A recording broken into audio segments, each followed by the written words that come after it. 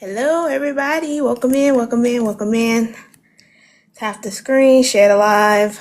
Welcome into Town Hall tonight. We'll be talking to Deborah Howard, and thank you. And she is running for Arizona State House District 27. We will be talking to her tonight to see what she wants to do for her district. Everybody can come in and tap the screen. Share the live. We only have one share. Repost the live. Let me do the things I'm telling you guys to do. I'm going to repost. Maybe. Actually, yeah.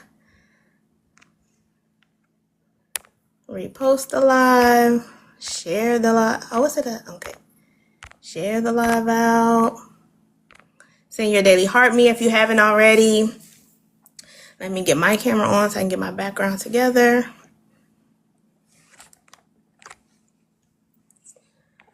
Let's see.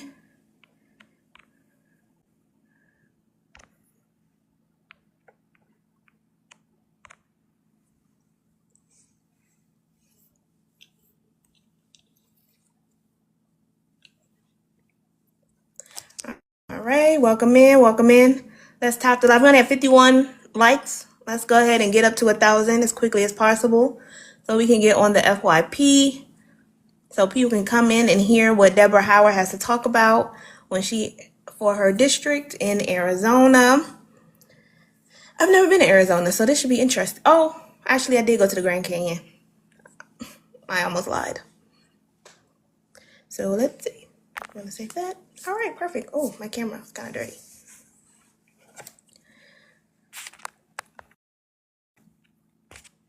Okay, I think that's better. All right, let's see. I don't know if the candidate is here already. Let me check if she is here already. Yes, she is. I'm gonna send her an invite to come up. That is perfect.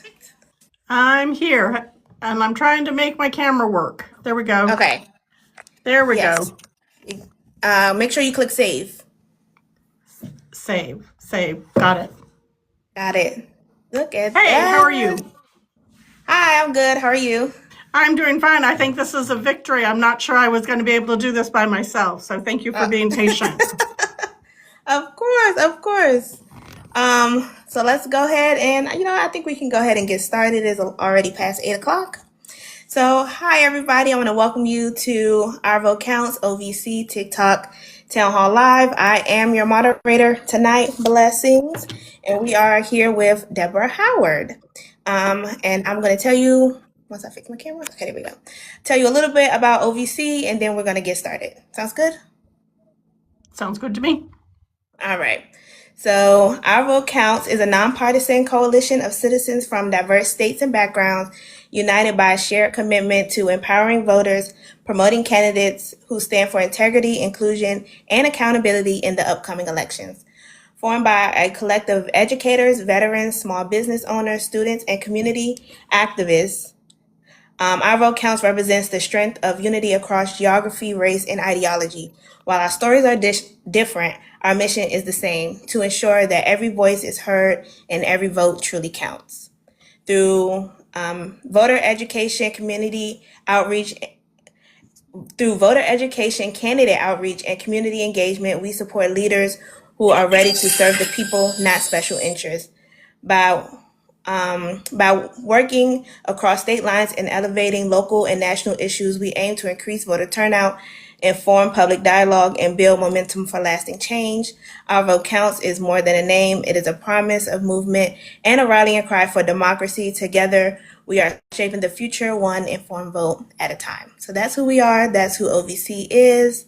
Again, tonight we are joined by Deborah Howard. She is running for Arizona State House of Representatives District 27. And tonight we will be talking to her about her background, her vision for her district, and of course, taking your questions live. So before we start, just tell you the format of the live. Typically, there's about 5 categories, and we'll go through those categories, and then we'll also have 2 rapid fires. The first one is usually more political, and then our second one is more fun type questions. Okay. All I will right. just say you are speaking my love language. Oh, okay. Um, so before we get started, I want to do an icebreaker question. So it is Women's History Month. So I want to ask, who is one woman that has inspired you and why? Well, I could answer that 1,000 different ways because I think there are many, many women who have influenced me. But what popped into my mind and who I'll talk about right now is my grandmother. Okay. She lived to be 104 years old.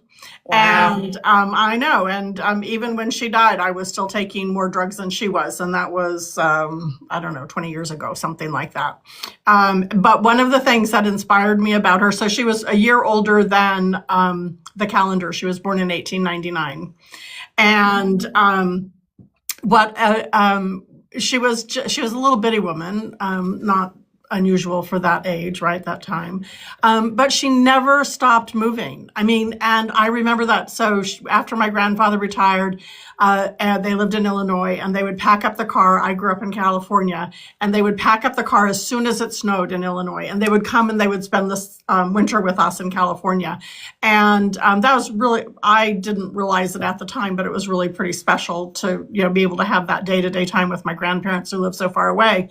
But like from morning to night, grandma would be in the kitchen. She would be sewing. And my mom worked, my dad worked. So she just made life so much easier for that. And I just remember that she just never stopped. And so when I was a little girl, that influenced me. And as an adult, when I was working and married, she was still living and she still kept at it. And that's my motto. I'm just going to keep moving. And so this isn't, I think your universe is, you're targeting a younger universe than me. But one of the things that I will share is that I am currently 69 years old. And when I am elected, I will be when I'm sworn in, I will be 70 years old. And I love telling people that I will be 70 years old when I'm sworn into the Arizona State Legislature, because what it means is we're not stopping, and we're not stopping until we get the work done, and the work's not going to be done as there's work to be done for generations. And so I'll leave it there. And her name was Irene. Okay, I love that response. That was great. Thank you for that. Okay, so we're going to get into the politics of it all now. So if you just want to tell us, for the people first time meeting you, kind of who you are, a little bit of your background, and why you're running for House of Representatives. Sure. So I actually have been in and around politics a lot.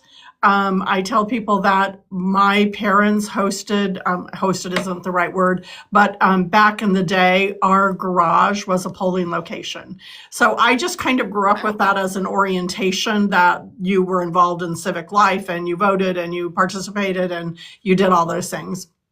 But I never really thought of myself as being a candidate. But our district, Legislative District 27, when I decided to run in August of 2023, was represented by 3 election deniers. And 2 of them were fake electors. One had been to January 6th, to the, insurrection that was instigated by then President Trump and now President Trump. And I just kind of said, that's not right. That's just not how things are supposed to be. And so whether I can win or not, I'm going to take that conversation to voters and say that I think that there's something better that we can do. And so I got into the race, and then, what happens is you start doing all the analysis and realize that it's actually winnable. And so then I started to do all the work to actually win the race and to run a competitive race. This is a little bit more political than about me, but our district leans 9 points Republican. And if you will remember, in 2024, the entire electorate moved 6 points to the right. So even I can do that math. And 15 points, and I lost by 4. So theoretically, I moved everything 11 points, and I might have won by 2 points in a better year. Well, this is a better year. So we're doing it all over again. And so my mission really is to flip the state legislature, not because it is important to flip the state legislature in and of itself, but because Republicans have had a majority in the state legislature for the most part since 1966. And I don't care what your politics are. And I know, I don't even care what your politics are, but that's too long for one party to have dominance in the state. And so when we win in November and when Katie Hobbs is reelected, it will be the first time since 1966 that there will be a Democratic governor, a Democratic Senate, and a Democratic House. And I'm doing that because when we have that, we can start fixing problems. Like we can fix the problem of public education being underfunded for more than 2 decades. We can fix the problem of underinvesting in housing. We can fix the problem of underinvesting in job training and employment practices. We can fix those problems without looking to say, oh, but what of our rich buddies who have private jets who fly into Tucson and want to get a tax credit for that? It's like, no, we don't have to think about that anymore. We can actually start solving problems that address the real life issues of most Arizonans. And that's why I'm running, and that's why I want to win. Wow, I love that response. And I think it's possible. If you've been watching the recent elections that's been happening, even some of the special elections, a lot of seats have been moving towards blue. Even in Marjorie Taylor's district, she just had her special election. They're having a runoff, but they thought it was going to be Republican versus Republican, and it is a Democrat who is really picking up steam in that district. So I think it's definitely possible to flip a lot of seats blue and bring some progression to a lot of states. So absolutely, and Arizona is absolutely on that trend. I think the average in the special elections in 2025, the average, not so some were more, some were less, was 14 points. So we are definitely within that universe of being able to flip the legislature, and I'm going to make sure we do everything in this district to succeed. Absolutely. All right, so we're gonna, let's see. I do have one person in the queue. I didn't even ask my questions yet, but let's see. They have a question, so let's bring them up first. Hi, it's me, Ayana. How are ya? I'm good, thank you. You made it a point to say that what your age will be when you're sworn in, and you're talking about ages. And I mean, how do you respond to people who say that there should be age limits for people who serve in government? And they call it the gerontocracy at the House of Representatives and at the Capitol building and the Senate. And what's your response to that? I absolutely understand where that's coming from. Part of my career I spent at AARP, which is the American Association of Retired People. It was started in, this is a little bit of a wraparound, but it was started by a woman, Ethel Percy Andrus, who was a teacher. Mm-hmm. And she was a retired teacher, and she knew, this is back in the 50s, I believe, and she knew teachers at the time who were eating cat food because they didn't have pensions. They didn't have an income to support themselves. And so she started AARP as a advocacy group for dignity in aging. And I think that is where I kind of land on this. If I did not feel up to the task, I can guarantee you I would not be running this. And I do realize that it is a privilege in my life that I have the freedom to spend, 24/7 to run. In fact, my candidate mate, if you will, his name is Kyle Clayton. He's not able to be on now because he's young. He's married. He has 2 young kids. He has a job, and he is a school board member. He's on a school board meeting right this very minute. And I marvel at his ability to run for office as well as having that full life. And so what I say to you is, I absolutely engage and support the idea that there should be real term limits. Here in Arizona, we have term limits where people flip-flop back and forth between the House and the Senate, and they never really go away. I mean, I think there are some people that have actually been in the legislature, I don't know, 3 or 4 decades. And I guess what I'd say to the voters is, if that person is doing the work, then yay. And if they're not doing the work, you need to vote them out. And I am all over that. So I wish, like, the Arizona State Legislature pays $24,000 a year. you cannot be a young person and have to earn a living and run for office and do this and count on Right. that. And so what that means is you get a class of people who are either wealthy, so they don't need to work. I'm retired, so I've worked a lot of years in my life. Or you get people who are going to use the job to basically be a part-time lobbyist for their own interests. Like there's somebody in the legislature, that's in the state Senate, who owns a food truck every single year. He promotes legislation that makes the food truck industry easier to run. There's a woman who chairs the highway bill or highway, I guess it's infrastructure or transportation, whatever. She and her husband own a contracting company where they actually make money off of the highway contracts. And I just think that's unethical. And so that's one of the reasons I'm running, is because I don't have any of those interests. I'm not here to, pad my bank account. I'm not here to create a legacy. I'm not here for those things. I'm actually doing this because I think the Arizona State Legislature should act in the interest of the common good. And that's what I'm going to do. I love that answer. Thank you. Thank Well, you thank so you much. for asking that question. And I do hesitate because not everybody appreciates that when I say that. No, I don't subscribe really to a lot of the ageism, but I understand that there need to be limits on everything that we do, including serving in the government. But I think if you're 70 and you're sharp and you're spry and you want to do it, because you're right, it doesn't pay as well as, some other things. But if you want to do it and you can do it, hey, go ahead. I'm going for it. All right. Well, good luck and thank you. Thank you. Liana. All right, so let's talk about affordability. Arizona faces a significant affordable housing shortage, with many households spending well over 30% of their income on rent or mortgage, and limited supply on affordable units statewide. How would you work at the state level to increase the availability of affordable rent and ownership options in District 27?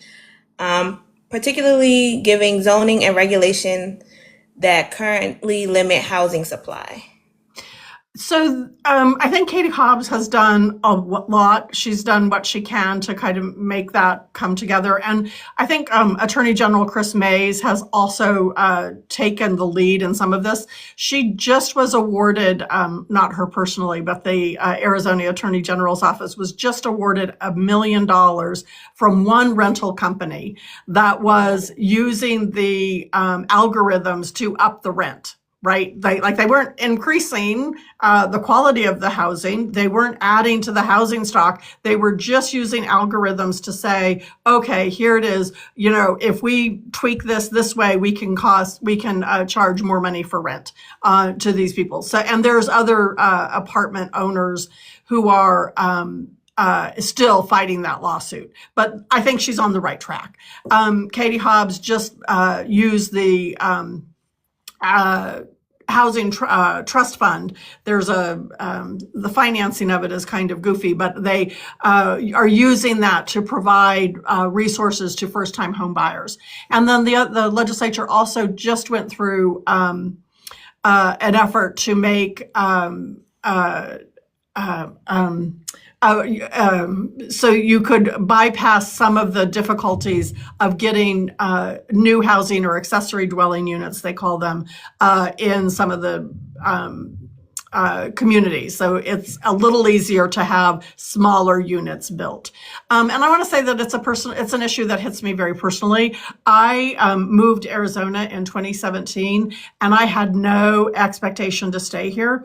My husband had died in 2012, and I had just kind of kept myself in balance, but with children, they use the phrase that they're just not thriving. I use that for that 5-year period of my life that I was just not thriving. And so I moved here in 2017. I moved in with my sister thinking it would be a landing spot and I would go off and I would do something else. And here I am this many years later, right?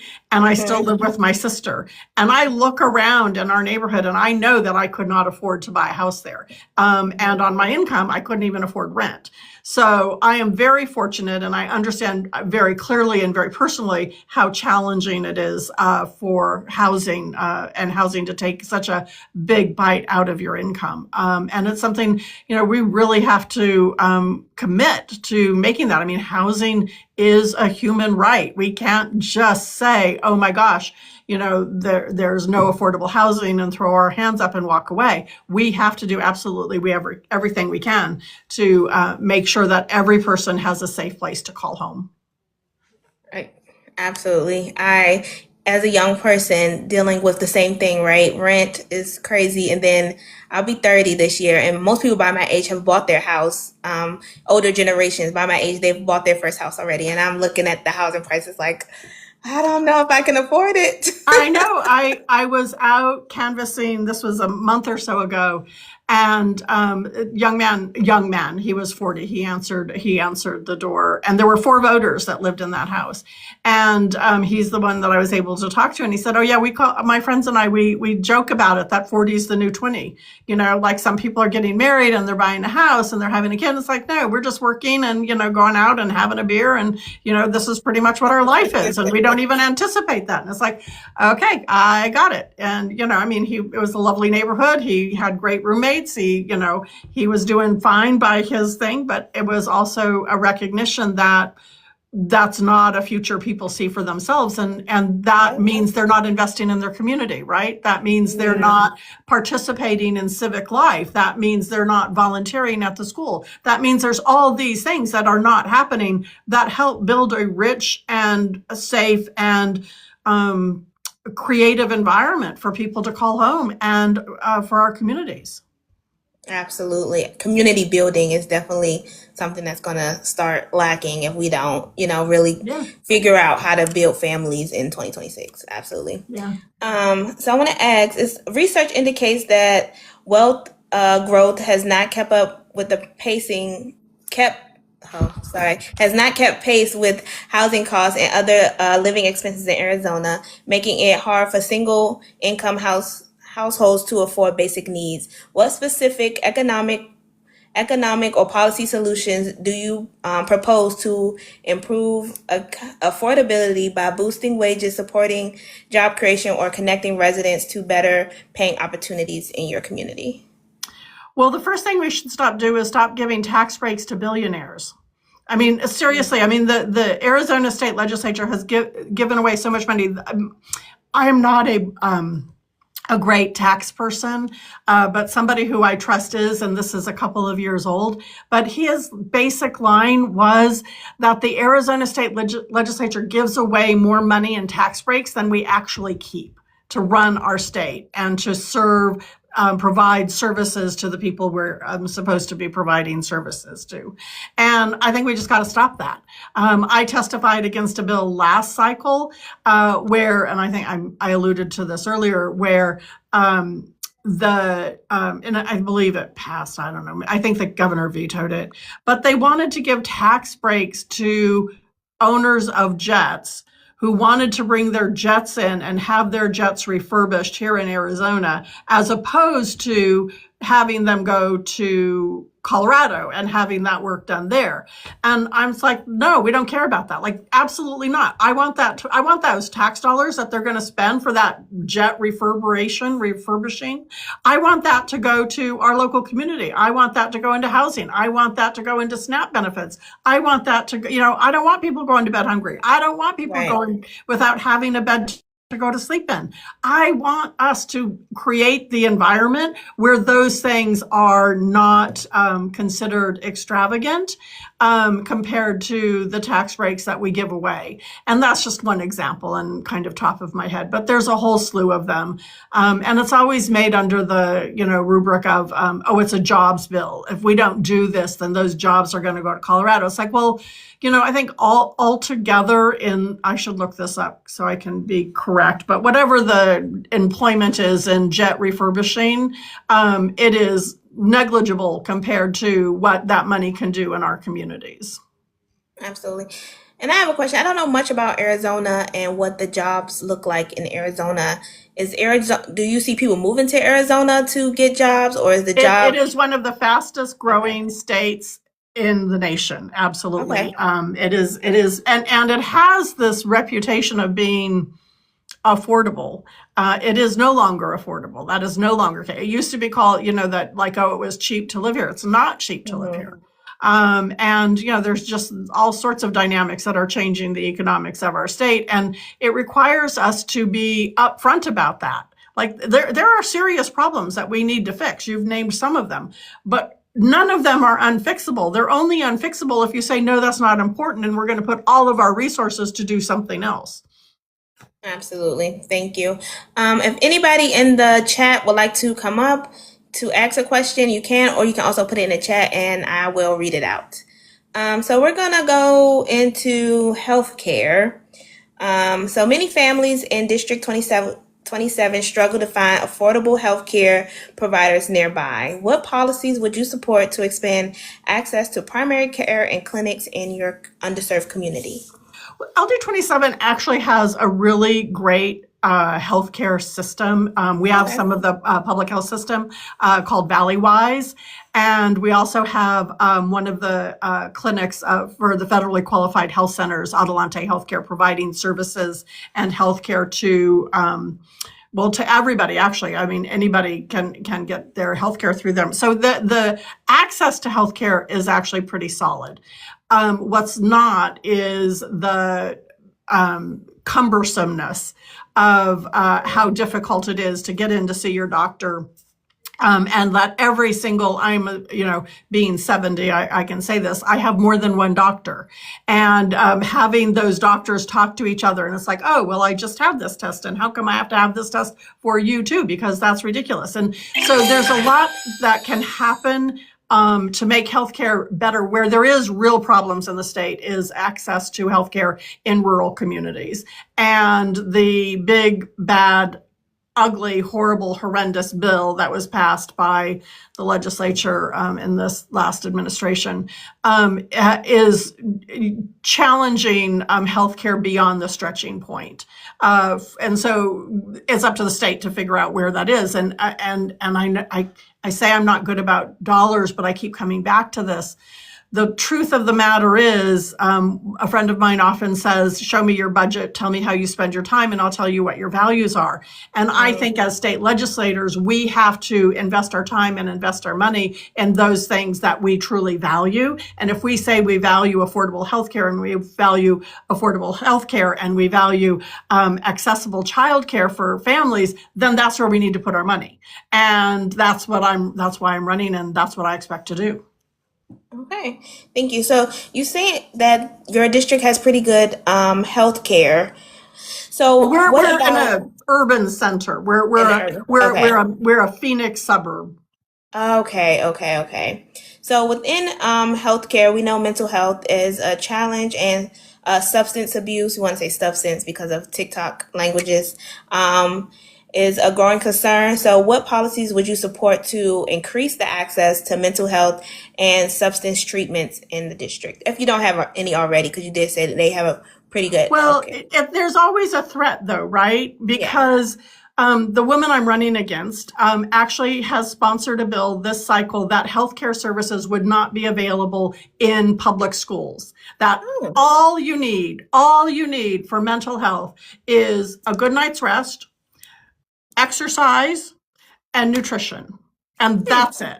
That there should not be school counselors. There should not be any emotional learning that takes place in the classroom. It is not necessary, and it is a way that we are indoctrinating. This is what she says. This is absolutely not what I believe. So I absolutely believe that children need to be shared the information about managing their emotions, right? That's kind of a skill we need in life from the very beginning. And so I absolutely would oppose legislation like that. It just is, it bothers me no end that there are people who think that it is unnecessary, because it is, life is hard, and not every time, I joke and I say that sleep is my first drug of choice. And so like if things are bad, I want to go take a nap. And I'm not opposed to sleep. I'm not opposed to good nutrition. I'm not opposed to exercise, but those do not take the place of quality mental health care. And it's just, it's just ridiculous that anybody in this day and age thinks that. But it gets to the point of these people who are science deniers. They deny climate change. They deny healthcare science. They deny, basically everything that, isn't, anything from like 1947 on is just kind of like news to them, and they're not really going to follow it. So that is not what I believe. I believe that communities have, that is the best source for that. The best source of local communities is the best source for health information. Okay. All right. Thank you. Again, if anybody has any questions about healthcare, feel free to request up or put it in the chat. You did start talking about education, so let's hop into some education questions. Let's see. Oh, many educators say Arizona schools remain underfunded compared to national averages. What steps would you take in the legislation to ensure public schools in District 27 receives resources they need? Well, it's funny that you should ask. There is in Arizona, this is actually one of my pet peeves. Voters in Arizona twice were asked about whether they wanted to have ESA empowerment scholarship accounts universally available. And twice Arizona voters said, no, we don't want that.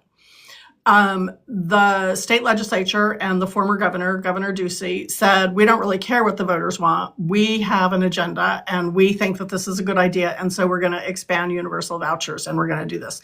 And it went to, I just looking at these numbers this morning, so I'm probably a little closer on this than I am on others. But it went from about 10, I'm going to do it on the money. It went from about $20 million to over $1 billion in 3 years. Wow.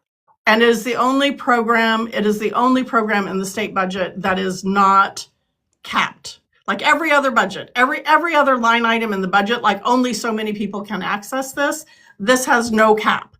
And so what we have found is that 70% of the people who are using those vouchers were already sending their children to private and religious schools. Already they were doing that, or they were homeschooling their kids. And there's a value for this program, which was for those parents and their children who could not get quality education in a traditional classroom. It has an honorable beginning, and it isn't intended.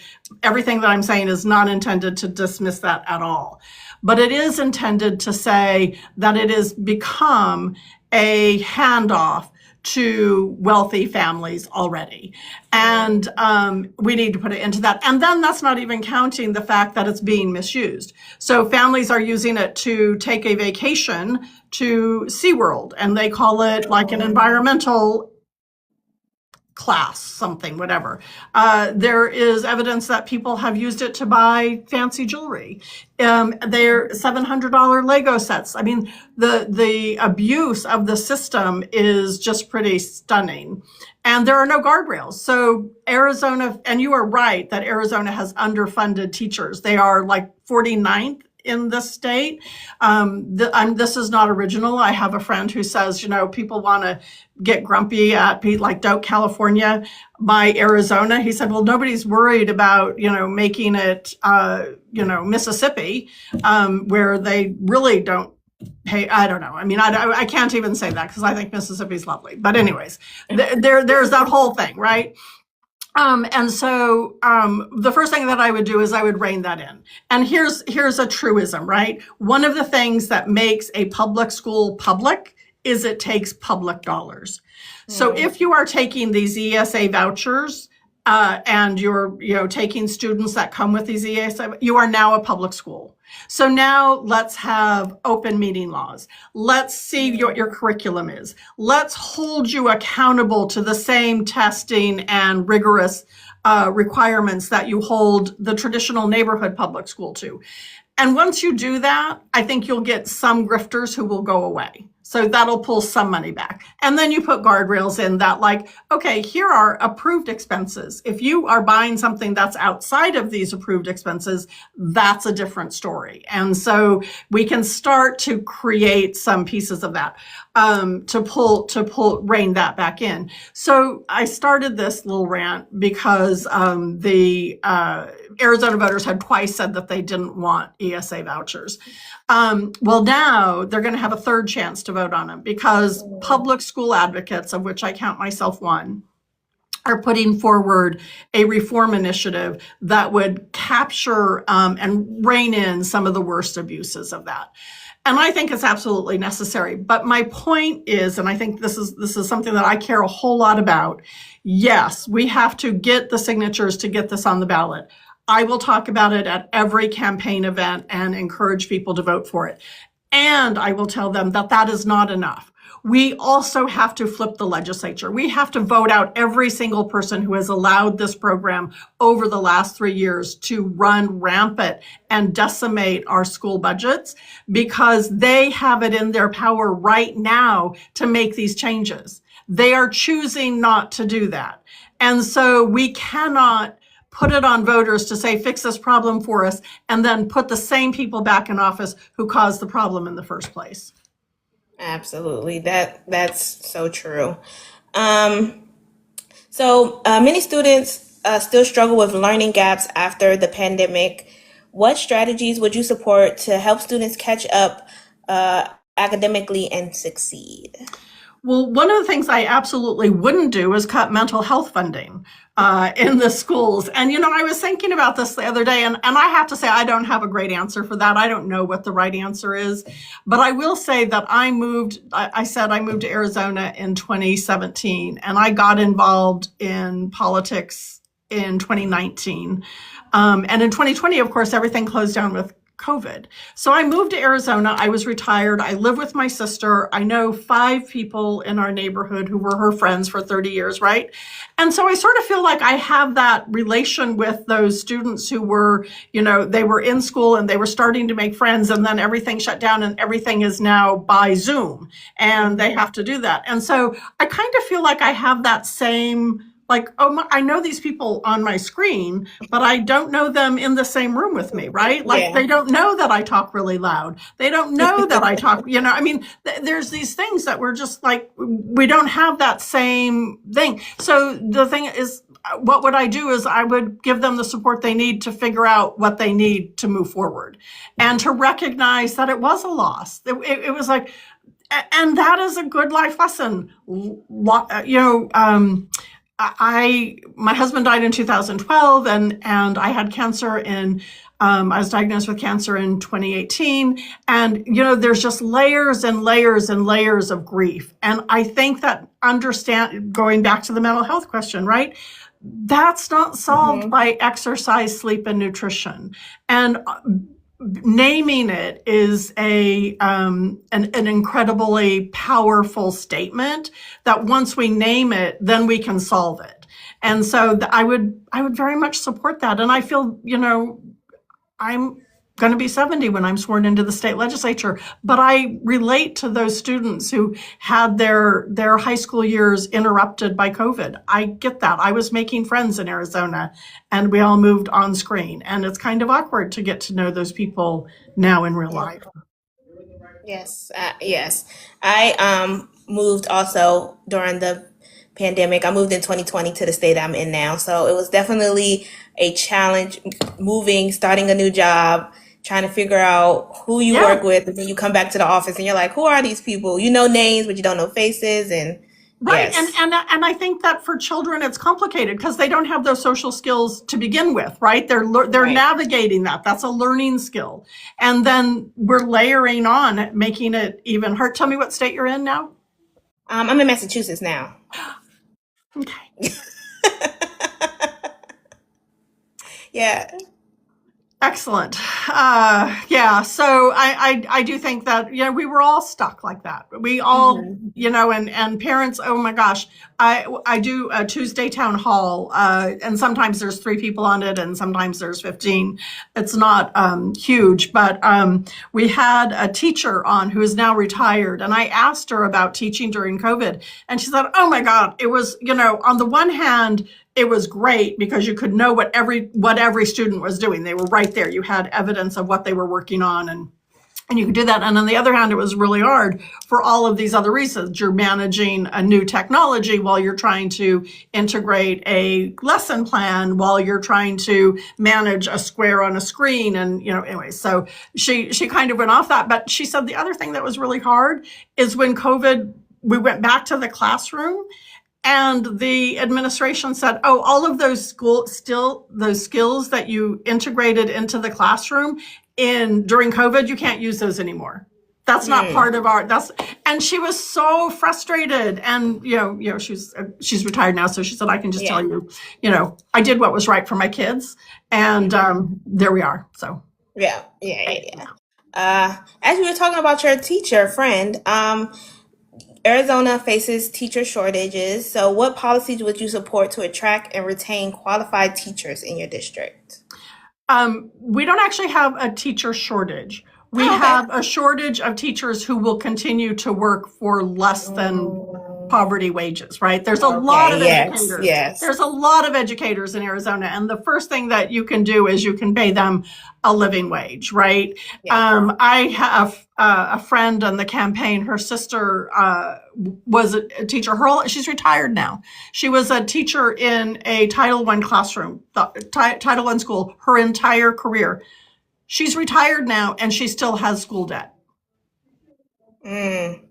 So the first thing we can do is we can pay them an adequate salary, and to do that and stop the attack on public education, because it's one thing to say you're not getting paid very much. It's another thing to not get paid very much and be told that, public schools are wasteful and not successful and they don't do a good job and blah, blah, blah, blah, blah, blah, blah. I mean, it's intentional that the schools, that the quality public schools have been denigrated and undermined by the same people who advanced the ESA voucher program. And we need to stop that. And I have to tell you, a lot of my campaign support comes from the education community. And I will say there are always, we've talked about housing, we've talked about healthcare, we've talked about a lot of different issues, but I think there are 2 issues that always have to come first. And those are education, and advancing civil rights. Advancing and protecting civil rights, and protecting both of those. And I think of them as a pillar, because it's on those 2 pillars that we can build a vibrant and dynamic and creative economy that includes everybody, like a rich heritage that reflects the diversity in our country. And what have I know that you're nonpartisan, but I will say that this is the two policy areas that have been attacked the most by the Republicans have been public education and the advancement of civil rights. And why do they do that? Because that's on which we build equality, right? And I believe this so much. Every time we repeat the Pledge of Allegiance and we say, with liberty, indivisible, with liberty and justice for all. It is a promise that we make to each other and to ourselves. We've never, ever lived up to it. We've never, ever even come close, but we've taken steps in the right direction. And the only way we actually fulfill that promise that we make to ourselves and each other is if, in fact, we support quality public education and make it universally available, and we continue to expand and protect the civil rights. I'm a woman. I'm glad I'm a woman of a certain age, because they're coming for reproductive freedom, right? They don't want us to have economic equality. There are people who do not want us to have reproductive freedoms. There are people who do not want us to have educational freedoms. And we have to push back against that, because I really believe in that promise that I've said for 70 years, well, maybe 65. But, I really believe in that. And I want that to be true for the next 65 years and the next 65 years after that. And if there's somebody who comes to me and says there's some other way to get there, I'm more than happy to listen to that. But I don't know what that is. So Right. that's my take. Okay.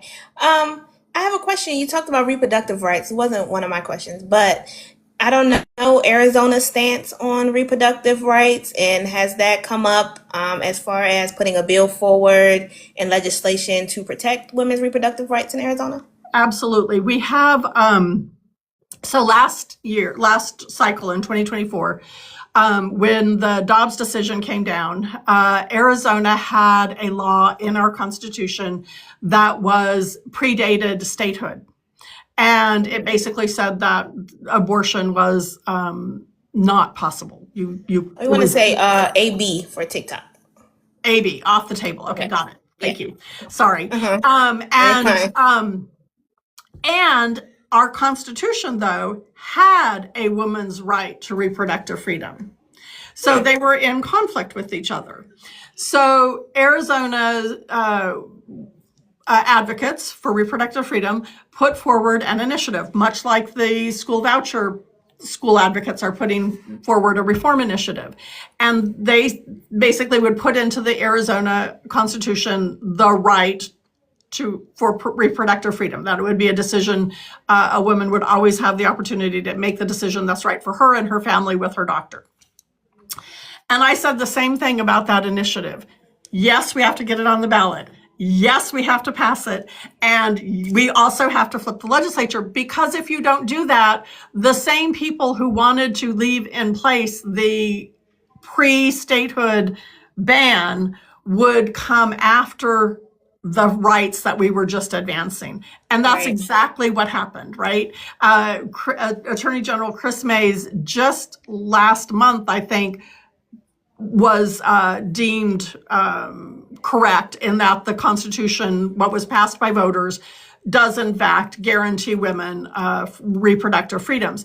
But there were legislators who wanted to argue no, that there were other elements that they believed superseded what the voters had just passed. See what I mean? There's this habit that they don't want to listen to voters. It makes me so mad. Yeah. And she would not. So Chris Mays, our Attorney General, said, no, you're wrong. I'm not going to defend what you're trying to do because it's ridiculous.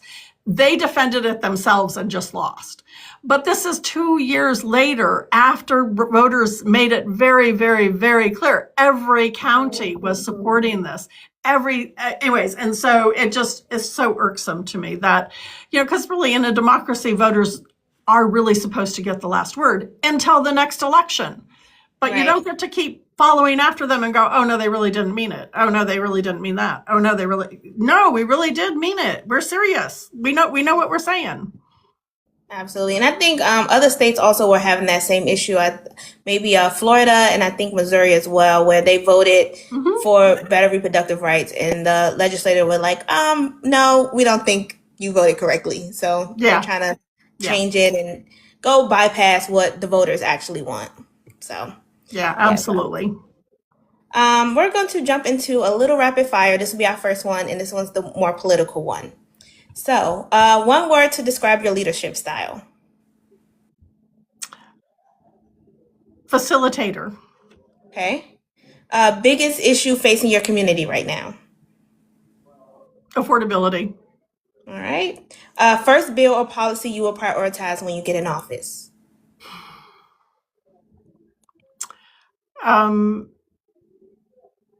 I can't. I don't have. I want to advance a statewide civil rights bill, an Arizona Voting Rights Act. Okay. I don't know that that's my first, but that's the biggest. That's the biggest. Okay. Immigration, pathway to citizenship or stricter enforcement. Obviously, we need citizens. Pathway to citizenship. Absolutely. And last one, minimum wage, raise or keep it the same. We need to raise it. All right. Thank you for answering all of those. Let's go into immigration since we kind of touched on that a little bit in the rapid fire. So Arizona is a border state and immigration policy often affects local communities directly. How should the state leaders balance border security with protecting the rights and safety of families living and working in Arizona? Well, can I say not the way that the current administration in Washington, D.C. is doing that? We should absolutely not be doing that. Yeah. We should not, no part of our immigration policy should include concentration camps or warehousing people. There's I'm actually at a location in Surprise right now for an event this evening, and there's talk of having, in fact, the Department of Homeland Security has bought a building not 5 miles from here that they want to use for that. And you can imagine that the community is very solidly opposed to that. And I will say this, that we absolutely want borders to be protected. That's not even a controversial statement. And at the same time, the ridiculousness of chasing down people who have families, who have lived here and are contributing members of our society, and are integral parts of our community, and going back, decades to say there's some reason they shouldn't be here, makes us all less safe, because we're diverting resources that should be actually at the border, tracking drug smuggling or human trafficking or other illegal activity. Illegal activity is not here in our communities, and so we should not be doing that. I don't know where I'm off track on that. You want to bring me back? Yeah. So just how to balance the security of protecting the rights of the protected rights and the safety of the citizens in Arizona, but also, not being Absolutely. disrespectful. Let's all start with the fact that human beings are deserving of being treated with dignity, even if you think they do not deserve to live in the community they've lived in for 20 years for some reason or another. Let's start there. Then let's say this is the United States of America, and one of the things that makes us who we are, or again, going back to that promise we give ourselves, we tell ourselves and each other, is that we're all entitled to due process. Not if we like you, not if you're super smart, not if you're rich, but even if you're poor and not smart and all of that, you're still entitled to legal due process. So let's start with those two things and build a policy around that. That's both humane and civilized and really focused on protecting what is violent and criminal in our communities. And it's a very small universe of that. Absolutely. Let's talk about labor. So many Arizona industries rely on immigrant labor. If stricter enforcement policies lead to labor shortage and higher costs for consumers, how would you address the trade-off while still upholding the law? Well, I think we just have to be honest with ourselves. It's like we can't make something out of nothing, right? If we don't have workers, we don't have workers. That's a problem. And, Arizona has a history of being a right to work state, which means that employers don't have to recognize unions that organize in their industry, which is pretty unhealthy, because when you think about the advances of, I think, when you look at the advances in the employment universe, those have been championed by labor unions, right? I mean, and we need to recognize where what the value of that is. But the bottom line is, you're right. It's like there are restaurants, and it's like there are 3 people there where there used to be 15. And that, I don't know how you solve that problem.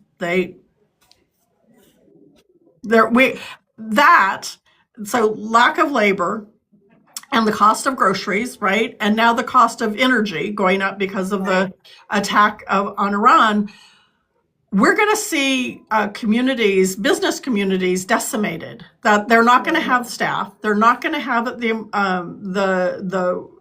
people aren't going to be able to afford to go out on the service economy to eat out. They're not going to have access to any of the disposable income that would actually fuel those things. I think it's going to be hard.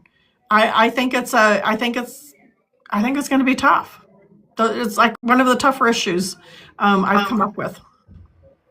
For sure. Ali, welcome to the panel. Did you have a question? Hi, I do. How are you doing? I'm Ms. good. Howard? Awesome. So I know that we're talking about immigration. I know that for those, I am also part of the OVC team. So everybody here knows that immigration is my soft spot. I am an immigrant, so of course it is my soft spot. I had a question, and I don't think I've ever asked this before. I just wanted to take the opportunity to maybe ask you, since you are in a border state. I live in Texas. What does an amnesty look like to you? Because we hear a lot about we should have an amnesty, we should have an amnesty. I'm not disagreeing. I do. But what would that look like? What do you think the process should look like? If my question makes any sense. I actually don't know. I don't know that I'm smart enough to know the answer to that. Okay. Not that you're not smart. Don't say that. Well, but I would say that immigration is kind of where my heart is. Right. And when I first got involved here in Arizona, I looked in. There's a couple of really great programs. There are Florence Immigration Rights Program, where they advocate for every person who's going through that process have a lawyer by their side, Right. whether they can afford one or not. Or not. Yeah. Yeah. And so there's a lot of things that so I would be involved in that if two things were true. One, if I had a law degree, and two, if I had a big checkbook. But those were the only two ways that I could be really helpful in that universe. So I'm not able to do that. But I think if I understand, how I think of amnesty is that people, particularly, we called them, the DACA, Right. people who came here as young children. They were not making a decision on their own that this is what they're going to do, but this is where their life is. This is where Right, they have right. grown up. Then, absolutely there needs to be a universe in which they are accepted as legal Okay. citizens here in this country. I believe that to be true.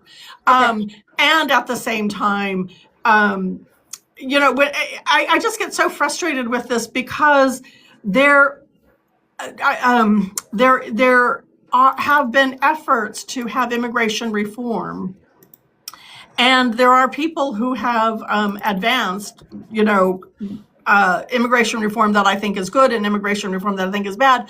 But Right. the U.S. Congress, at the direction of the current president, failed to even consider it because he wanted it to be an issue that they could attack.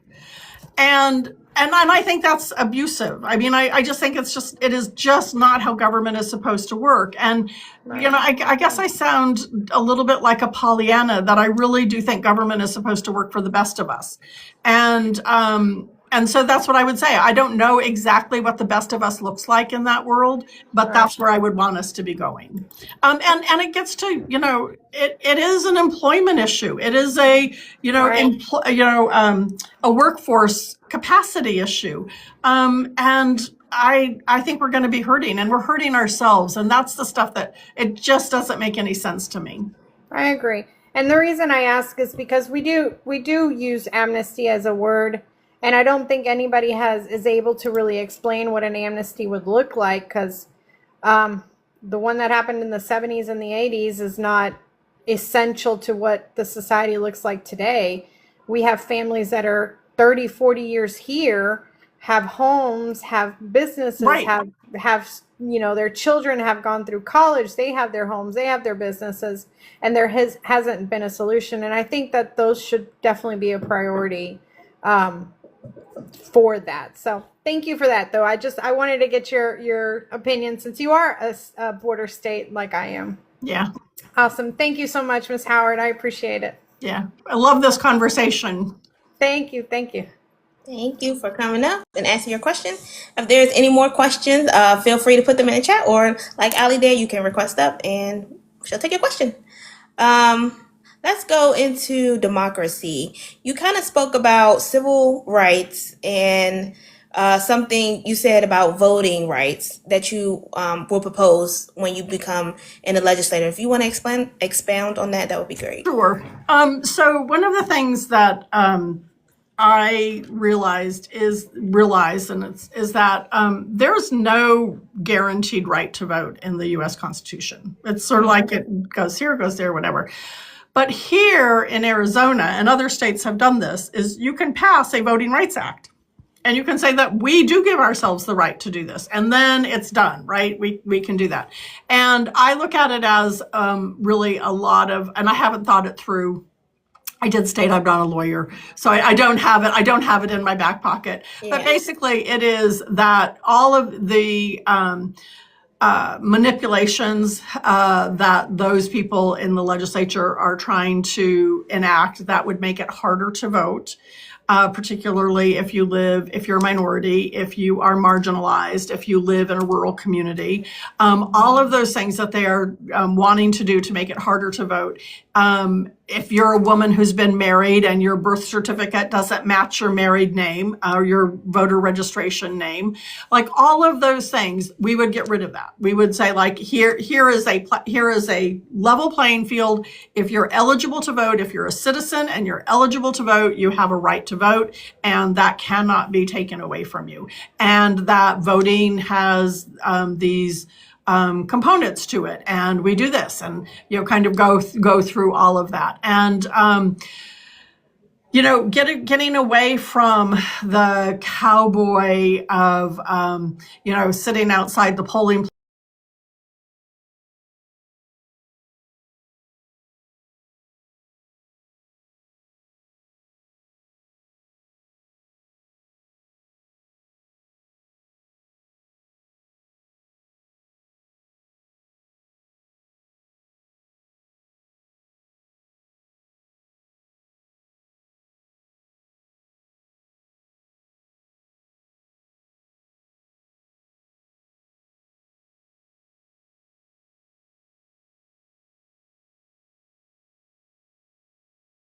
Hello, guys. Welcome back. Welcome back. Sorry, we had technical difficulties. We're going to get right back into the live. Let me share it with the candidate.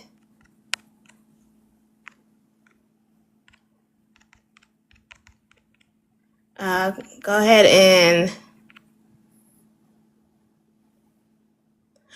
and tap the live, share it out, repost it again, add it to your story. Let's go ahead and share it out once again.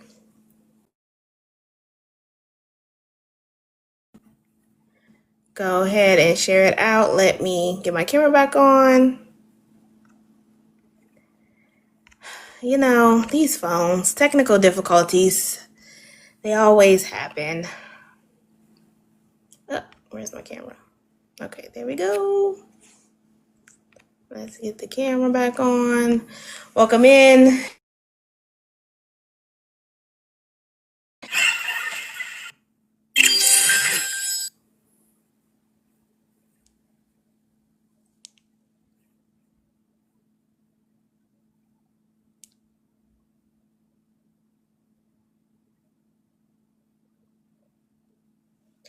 We're waiting for the candidate to come back in so we can finish our last 30 minutes of the live. We appreciate you guys for coming back. This was a great conversation. We're just getting into democracy, the most important part of voting.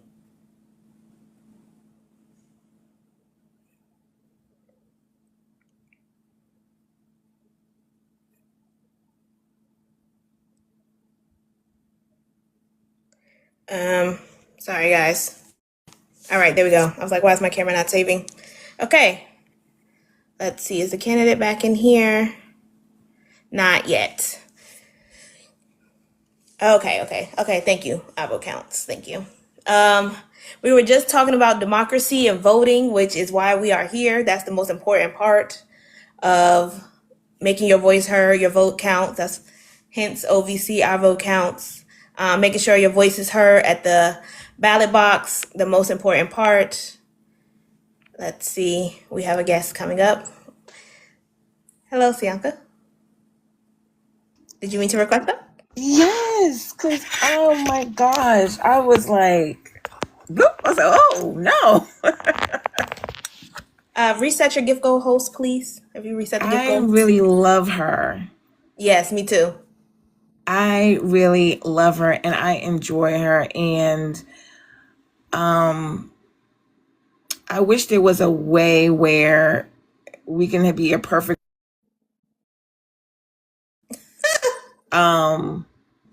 who actually gets it. You know what I mean?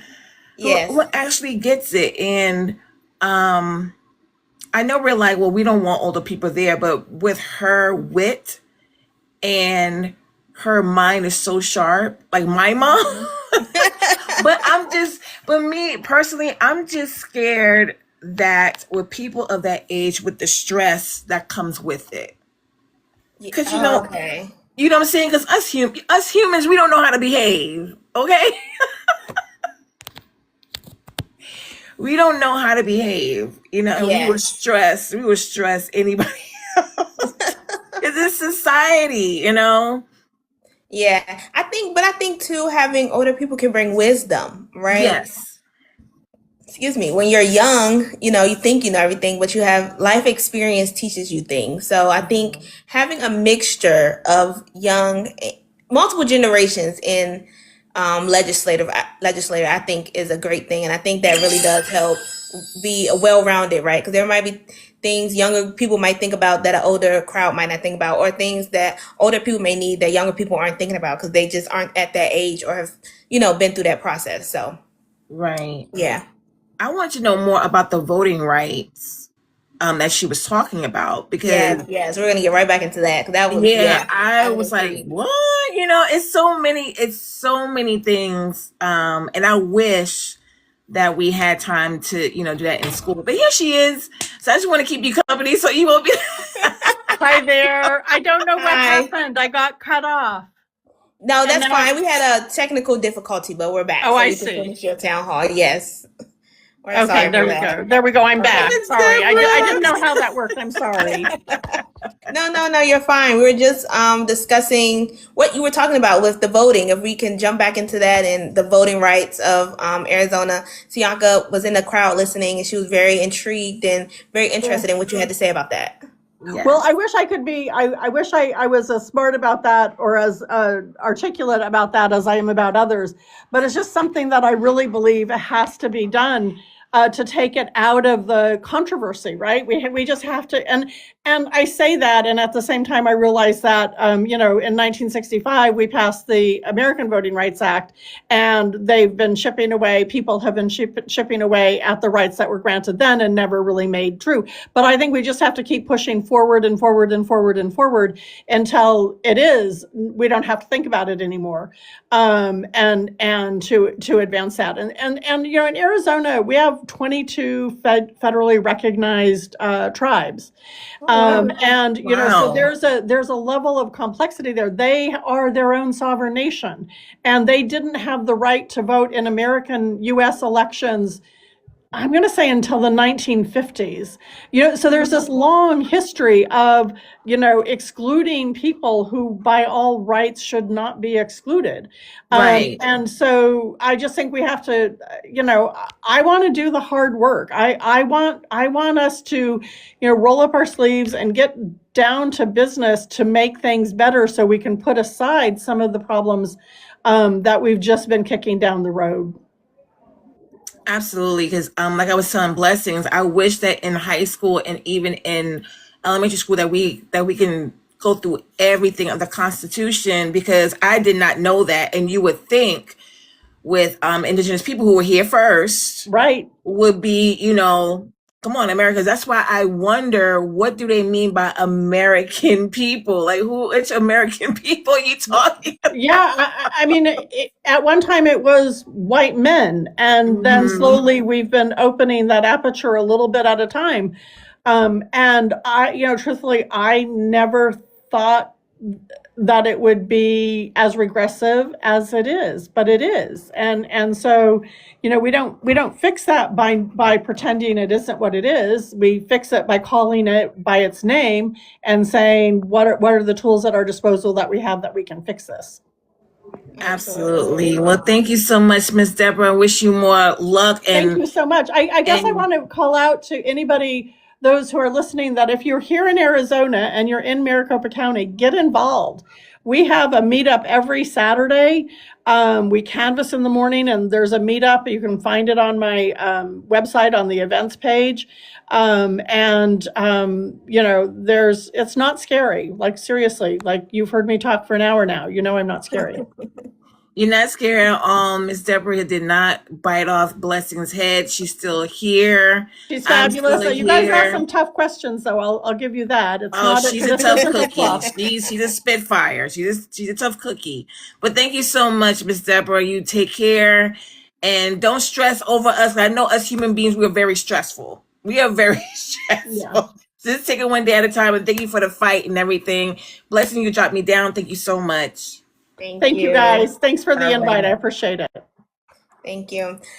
So you kind of answered my next question. I wanted to talk about how would you encourage more young people and community members in your district to become more involved in the democratic process? Well, if you're eligible to vote, register to vote. That's the very first thing that you can do. And then find somebody or an issue that you care about and get involved with the advocacy world on that issue. Just start one by one. It's politics and civic engagement is a trial by error. Whatever, I don't know very many people who said, oh, I know, that's what I want to do. And they did the very first time, and that's what they're doing 20 years later. But get involved, meet some people, learn what's going on in your community, and take the first step. That's really the first step. Thank you. So one more about democracy. Voters often say that they want leaders who will be transparent and accountable first. What commitments could you make tonight to ensure your constituents in District 27 can hold you accountable once you are in office?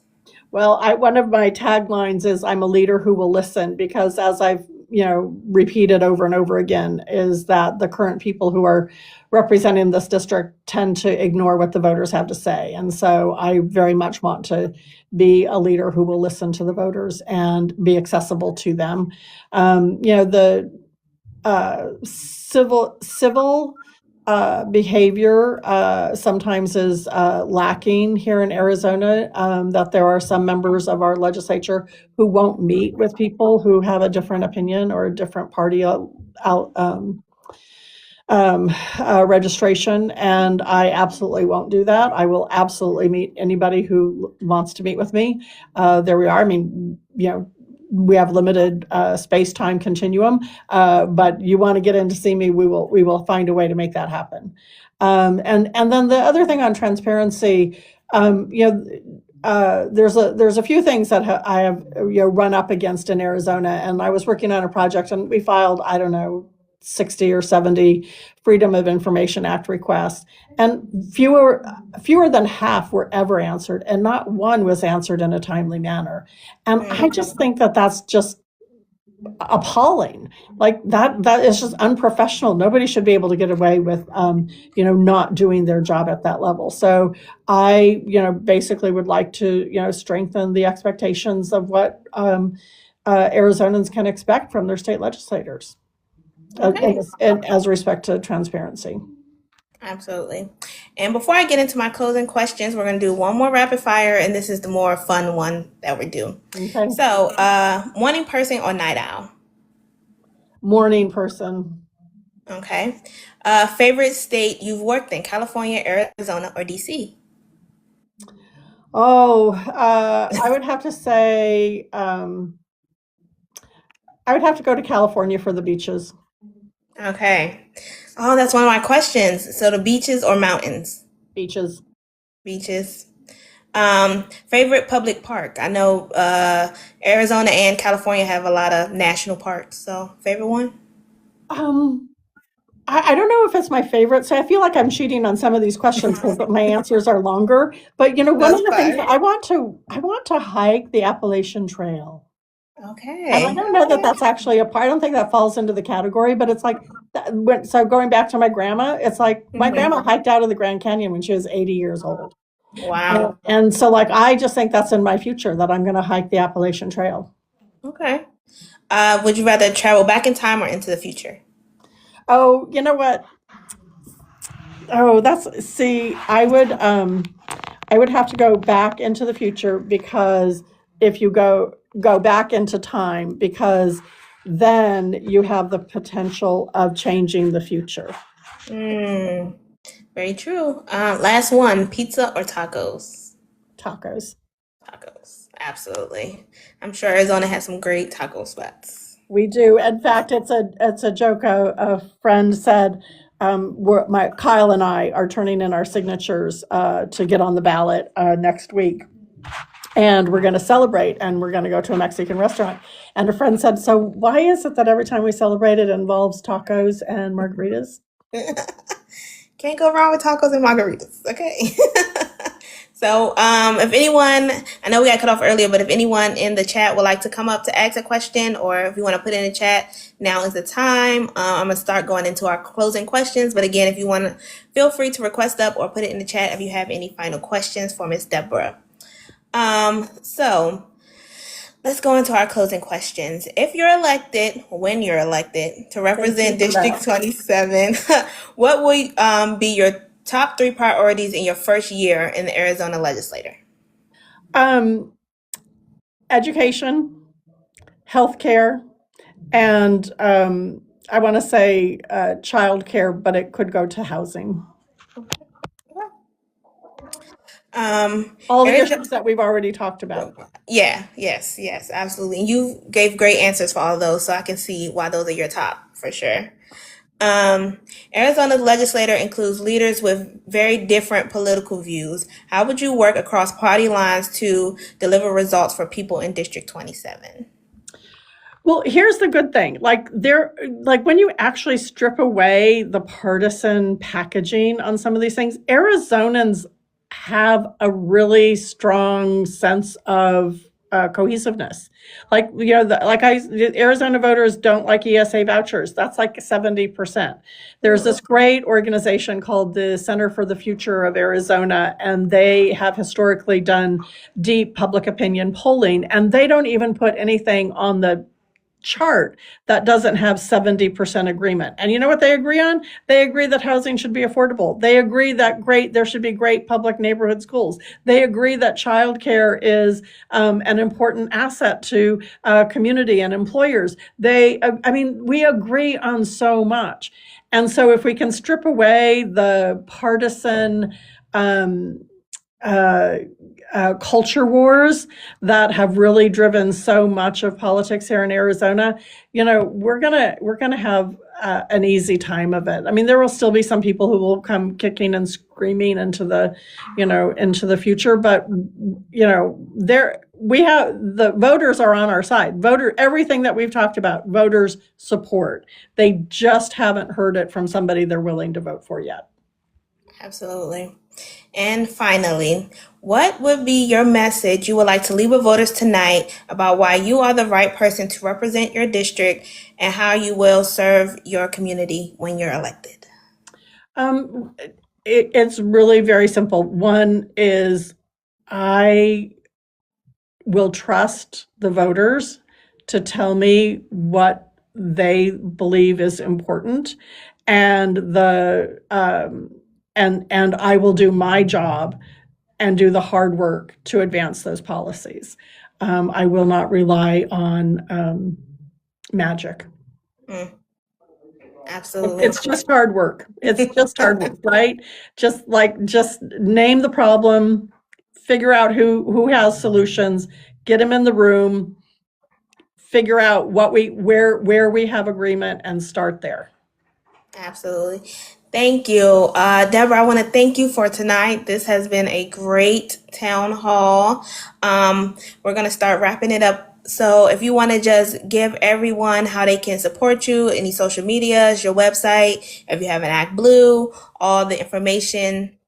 All of that is, I don't have anything to drop into the chat, but it is my name, Deborah Howard, as it says there, az.com. And that will take you to the events page, so you can join me at an event if you live here in Arizona nearby. There's also a button there that will take you to my Act Blue page. You can volunteer from a distance. There's just the contact sign, contact sign up. So and that it's a small campaign. Those messages come directly to me, and we will answer them. And we're going to have, weekly, phone banking. So there's just a lot of work to be done, and we'd love to have your support. But thank you most of all for just giving me this forum to answer your questions. Obviously, you guys think about this with some seriousness, and I am thankful for that. I'm thankful to be a part of your audience. Thank you. We want to thank you for coming tonight. And this is what we do. We do it to support candidates who are running for the people, who are running to really support their community, to bring, their community's voices to the legislator and really work for the people and not for money or special interests, as we like to say. So we want to thank you again for coming, and we want to invite you and our audience to our next town hall, which we'll be having tomorrow. We will have two tomorrow, actually. We'll have one with Amanda Bell, who's running out of Wisconsin. She's running for U.S. House Representative District 6, and she is at 6 p.m. Eastern Standard Time. And then we have Bobby Tillman. He's running for Texas State Senate District 3 at 8 p.m. And then we want to invite you specifically to what we call our candidates roundtable. So it's basically another TikTok live, but it's a panel full of candidates. And you guys, so you guys can talk to each other about current politics, about policy, just kind of bounce ideas off each other. It's usually about a panel of 6 candidates, and we do these every other Sunday. So our next one is the 15th. If you can't make that, we have one on the 29th, and then again every bi-weekly Sunday, basically 3 p.m. Eastern Standard Time. So we would love to have you. You will get an invitation for that as well in your email. Great. So again, I can make the 29th. I can't make this week. Okay. You'll get the email. Let us know. We would love to have you. Right. And one more thing, if anybody has been watching the live or in the chat and you want to do what I am doing, interviewing candidates, asking the hard questions, if you're very interested in politics, go ahead and DM the host, Our Vote Counts, and we will get with you. You can join our team, become a moderator, and ask the questions. Talk to the candidates. It's fun. It's interesting. You learn about new states, learn about new policies. It's a very, very good time. I encourage anybody to join and become part of our team. So again, Deborah, I want to thank you. I want to thank the chat. I want to thank Our Vote Counts for hosting us tonight. And I want to tell you again who we are. We are OVC, Our Vote Counts, a nonpartisan movement uniting Americans from all walks of life to empower voters, support candidates of integrity, and ensure every voice is heard. Through education, outreach, and accountability in action, we're building a stronger democracy, one informed vote at a time. Join us. Your vote is your power. Good night, guys. See you tomorrow.